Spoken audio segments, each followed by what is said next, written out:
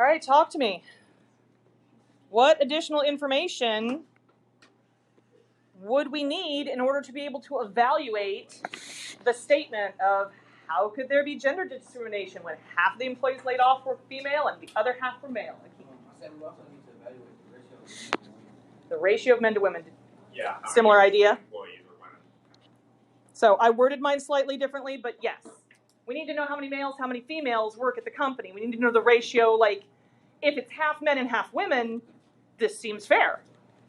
If it's, like, if only 5 women work there and all the other employees are male, this is clearly not fair. So, in the interest of continuing our lesson today, there are 60 females and there's 120 males that work at the company.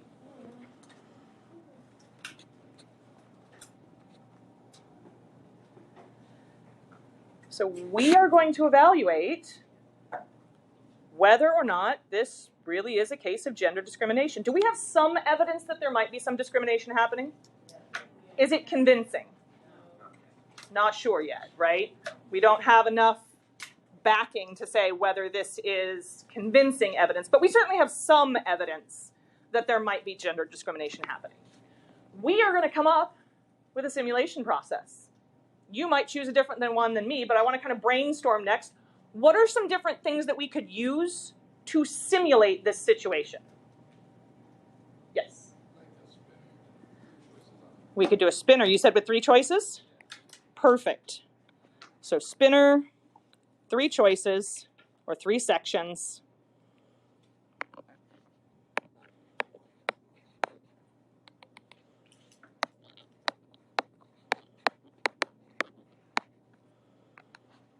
Would they be color-coded? Would they be numbered?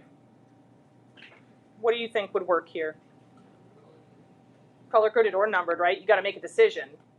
3 sections. So tell me how we're going to use the 3 sections on the spinner to simulate what's going on here at the company.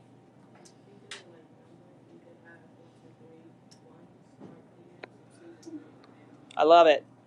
So if we labeled them 1, 2, 3, you said females would be 1 and 2. Or sorry, females would just be 1. I'm sorry. Females would be 1. Males would be 2 and 3. All right, so that's one way we could simulate this situation. Anybody have another idea for how we could simulate? Yes? We could roll a die. Love it. You guys are coming up with my ideas. This is fantastic. So if I'm going to roll a die, how am I going to use that to simulate this situation?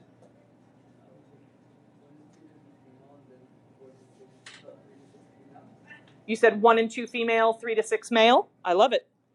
That works. So 1 and 2 female. 3, 4, 5, and 6 would be male.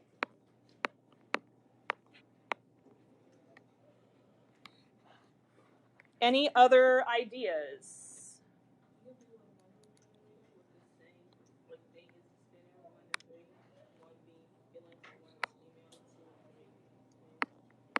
Random number generator going from 1 to 3. You said same thing as the spinner. Females would be 1. Males would be 2 and 3. Any other ideas?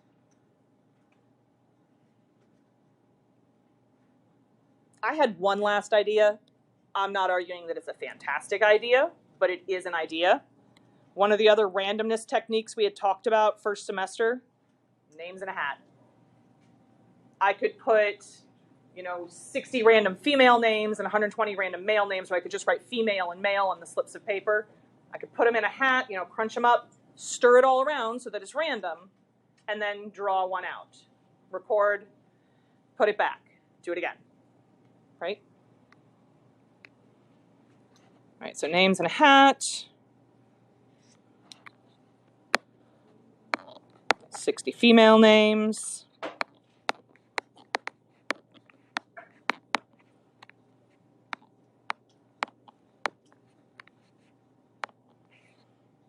120 male names.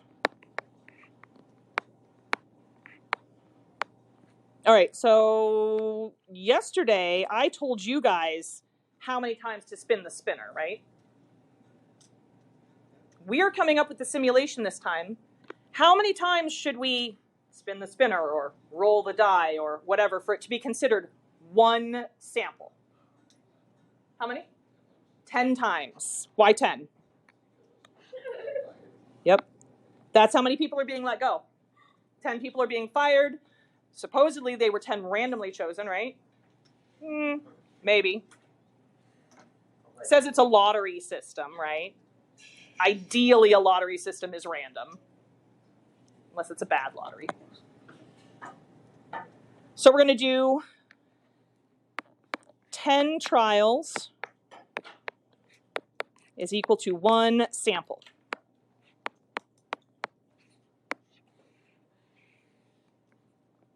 Ten trials equal to 1 sample.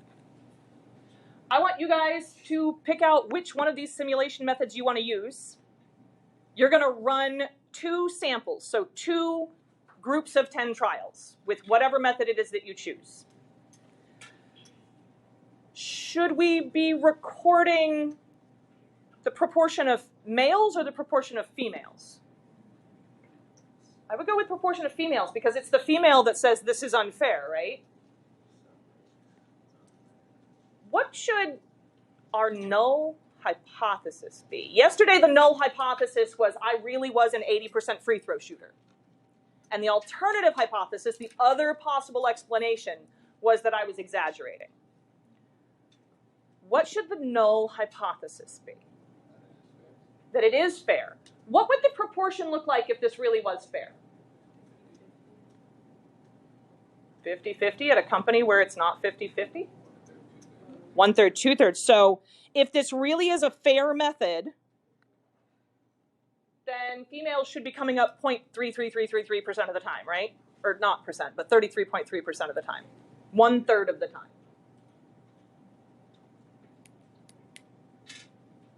What would the alternative hypothesis be then? There really is gender bias. There really is gender bias. Just selected more women to be laid off. So what would that look like if I'm thinking about my p-value? That's absolutely correct. That's in words what my alternative hypothesis is. What would that look like as a proportion? If there really is gender discrimination happening here, what would we expect to see with our p-value?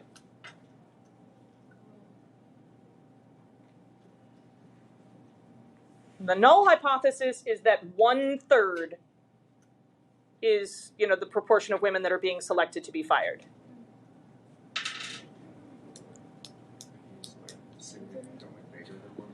Not even significantly bigger, just bigger. Lottery was unfair. P is something bigger than 0.3. Now we're going to run a test to see how much bigger would it need to be for me to say this is convincing.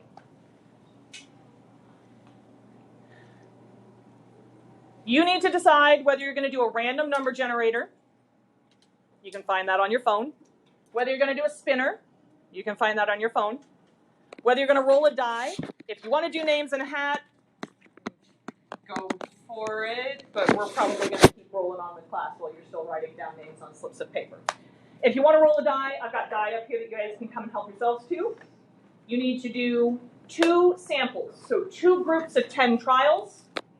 And you need to record the proportion that are female. So we've already defined what is female, what is male. If you want to use a die, come grab a die. Otherwise, you can use a spinner or a random number generator. Remember, you need to do this twice. You're going to write this down here on number 4. We're going to add an extra line here. So we've got proportion of female in sample 1. And the proportion of female in sample 2. So go ahead and complete your trials. Once you have those 2 trials done, I want you to come up and put a dot on the screen with the proportion of females from your first sample and the proportion of females from your second sample. Right? All right, starting back up. So when I did mine, My first sample, I got my p hat 1 was 0.10. And my p hat 2, I don't know what yours was. Yours should be written down on the lines. I just didn't have a chance to write mine down. My second one was at 0.4. All right. What percentage of dots represent half or more females being laid off? What would the numerator be? 8. Perfect. So we're looking right here and larger. So numerator would be 8. Let's count our dots now. 1, 2, 3, 4, 5, 6, 7, 8, 9, 10, 11, 12, 13, 14, 15, 16, 17, 18, 19, 20, 21, 22, 23, 24, 25, 26, 27, 28, 29, 30, 31, 32, 33, 34, 35. I don't know how we got 35, but sure. Let's go with it. Somebody got an extra dot up there.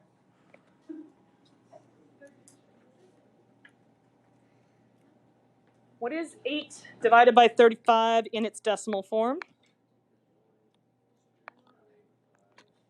Yep. 0.2286, so 22.9%. Ballpark.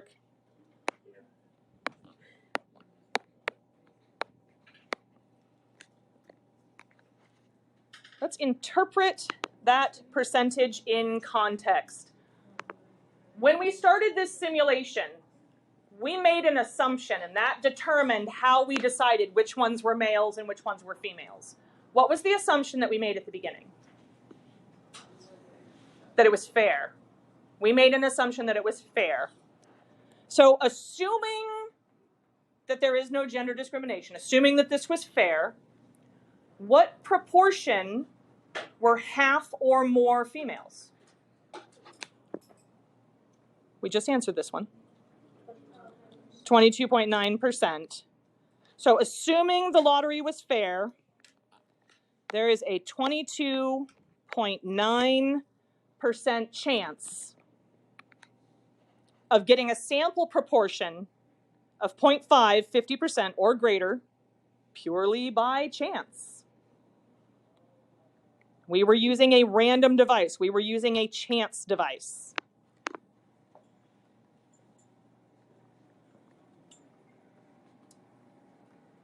All right. While you guys are writing that down, whenever we're running these simulations, whether we're doing them ourselves like we just did here, or whether we're reading about somebody else doing a simulation, we have somebody else's dot plot to work off of, the assumption being made at the beginning is always that the null hypothesis is true. So starting with that basis, and then we're going to look at what were the results from the study that was done, what was the p hat that was found. We're going to find that on the number line, and then we're going to go there or more extreme.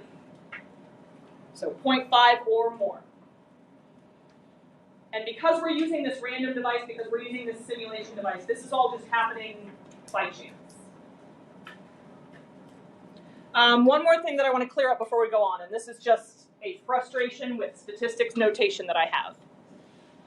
These, lowercase p, means proportion. When you put the hat over the top of it, it's a sample proportion. When you leave the hat off, that is the true population proportion. When we have a capital P with the word value next to it, this is something different. P-value here, this is the probability of getting the p-hat result in our simulation. So capital P value is the probability of getting the observed result. So far, so good? Awesome. I'm going to flip over here and fill this in.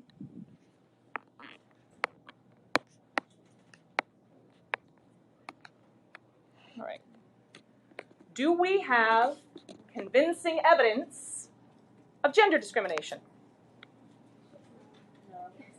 No. Why not? It's not less than 5%. It's not very rare. If a third of the company is made up of women, it's not that rare that if 10 people are being let go, half of them end up being women.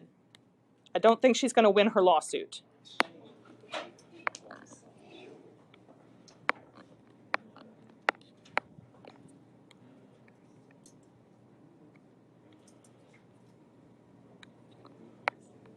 Barely any room to stick this in here.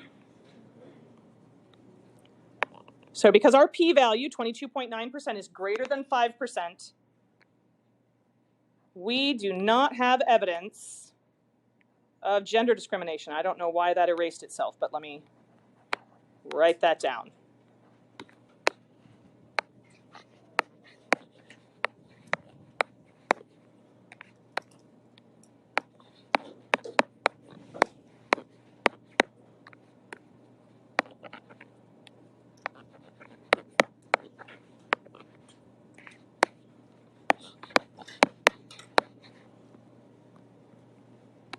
I don't know why it erased N-C-I-N-G,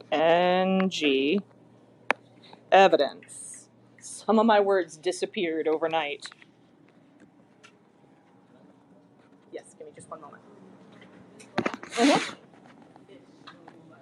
Ah, good question. That is called the alpha level. The alpha level. The alpha level that we've been using up until now, without calling it that, has been 5%. That's our threshold.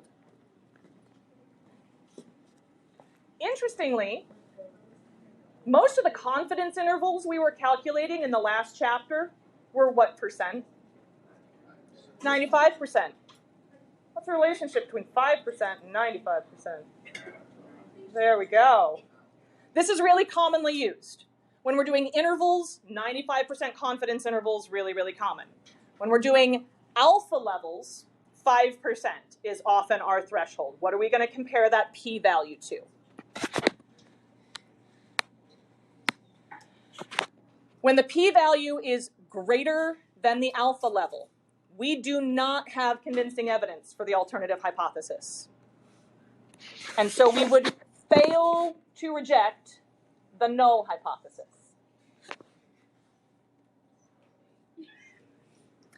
You never accept the null.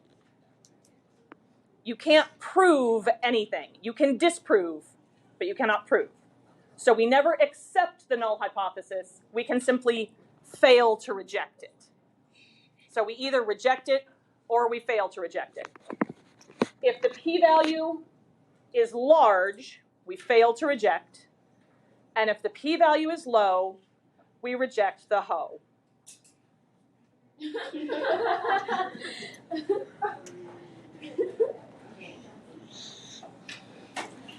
Nobody better forget that. So, what is the HO stand for? Null hypothesis. H with the little O next to it, so the hoe. A lot like from here on out, we're going to be talking about the hoe and the ha because it gets long and cumbersome to talk about the alternative hypothesis and the null hypothesis. H with the little 0 next to it is our null hypothesis. This is what we're starting off assuming. We're going to assume that piece is true. The alternative hypothesis is the other explanation for why we might see these results. So the HO is the one we're assuming right away, and then HA is the one that's... The HA, if we decide, like, if the p-value is low, so we reject the hoe, we reject the null, then we would have convincing evidence for the ha, for the alternative hypothesis. So that means the alternative hypothesis is most likely the correct conclusion. When the p-value is low, reject the hoe. All right. Go ahead and flip your page over for me. We're going to summarize.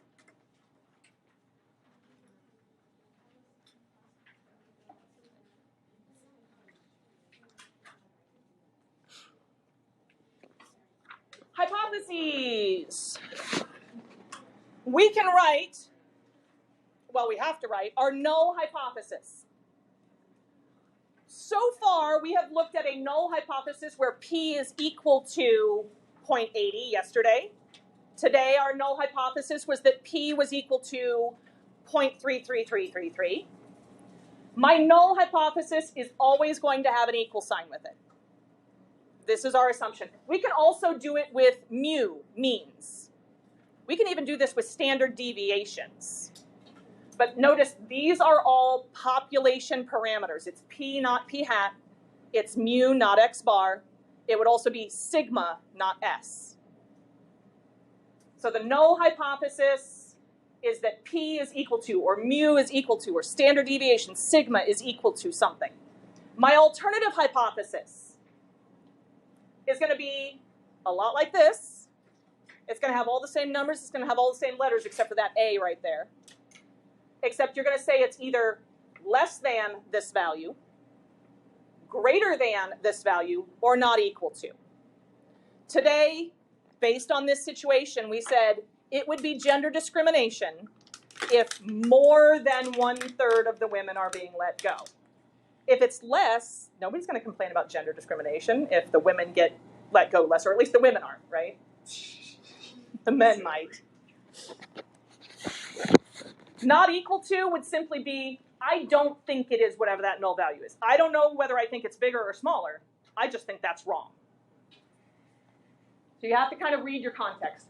When we interpret our p-value, we always assume the HO is true. We assume the null hypothesis is true. You usually want to stick a little context in there. What do you mean by null hypothesis? Explain it either with p equals whatever, or explain in context what that null hypothesis is. There is a, whatever our p-value is, probability of getting, here's where our p hat goes, or more extreme purely by chance. And then our conclusion for something like this. If the p-value is greater than the alpha level, we do not have convincing evidence for HA. If the p-value is less than the alpha level, then we do have convincing evidence for the alternative hypothesis. There we go. If the p-value is low, reject the HO. If the p-value is greater than the alpha level, we never, ever, ever accept. We do not accept. We fail to reject. It's kind of one of those like, I'm not saying you're right, but I'm not saying you're wrong. That's what it means that we're failing to reject this. That still might not be true, but I don't have any evidence to say that it's not true. I want to give you guys, let's take about 5-6 minutes to do the check your understanding. And then we will compare yours to mine.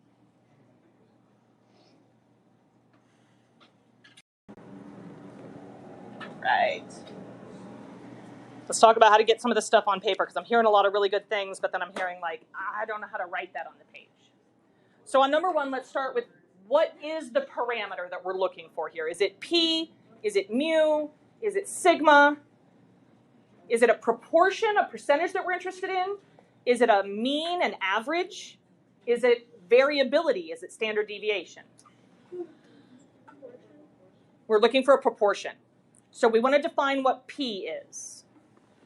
P would be the true proportion, right? True proportion of what?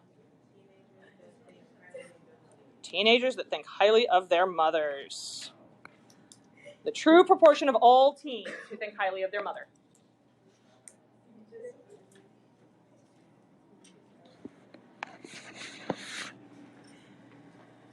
This is the claim right here. Fascinate.com claims that 84% of teenagers think highly of their mother. That is my null hypothesis. That's my HO.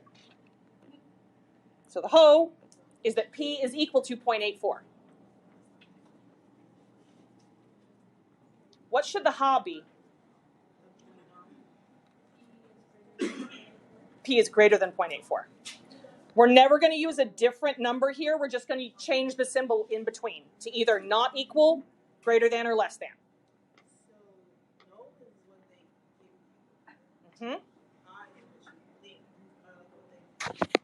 like basically we want to know, is there evidence for this? Or it might even be a situation where they're like, I think you're overstating your GPA.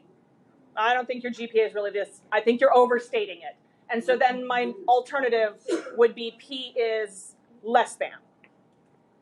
Or I don't think you're giving yourself enough credit. I think it's more than that. Then I would choose a greater than. Not equal to. I don't necessarily know or have any indication of whether I think it's more or less. I just think it's not that. Does that help? Okay. So there's our ho and our ha and our p. Something I want to point out right here, because you guys have homework that's due tomorrow. If you're going to do a ho and a ha, you have to define what P is. What does P mean in that context? All right. What would it mean for the null hypothesis to be true in this setting? Like, explain it to my 7-year-old. If the null hypothesis was true, if P equals 0.84, what does that mean? Specifically, how many? 84%.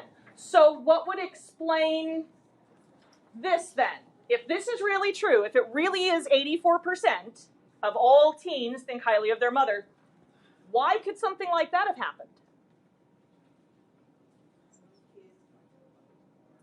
Just by chance. This might have occurred just by chance. 84% of all teens think highly of their mother, and the sample proportion happened purely by chance. That's what it would mean if the null hypothesis was true. Let me pop that up higher on the screen.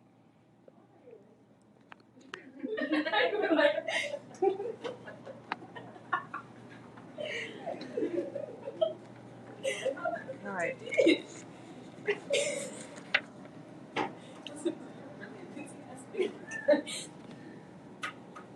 I've got 2 more questions to go.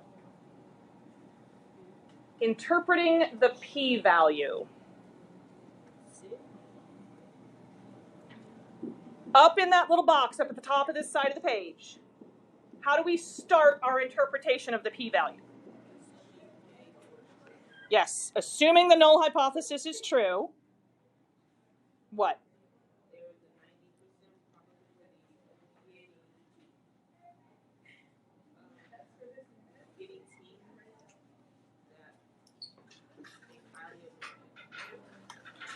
So let's go look here.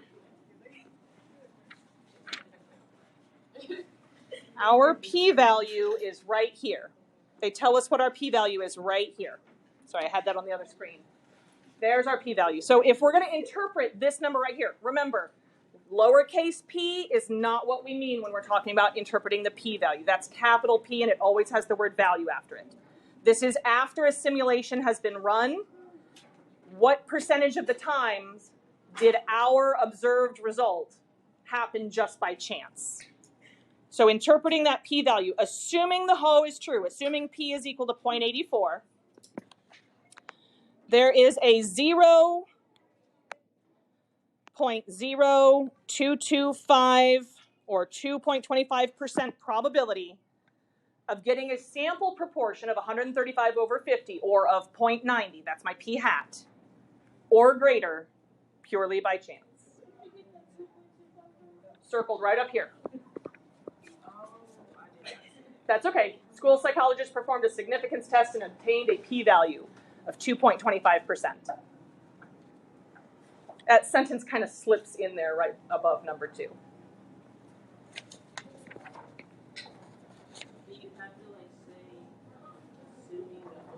Yes, you have to say that. Good question.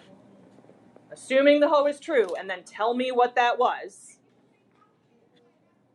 There is a p-value probability of getting a sample proportion of p hat or greater purely by chance. All right, last question. What conclusion would we make? Are we going to reject or fail to reject? We're going to reject. Why? It's too rare for that to be higher than 1%. Our alpha is what percentage? 5%, 0.05. When the p is low,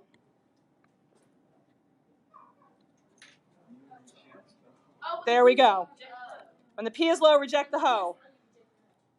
So because 2.25% is less than 5%, we do have convincing evidence that the true proportion of teens who think highly of their mother is greater than 0.84. We reject the hoe.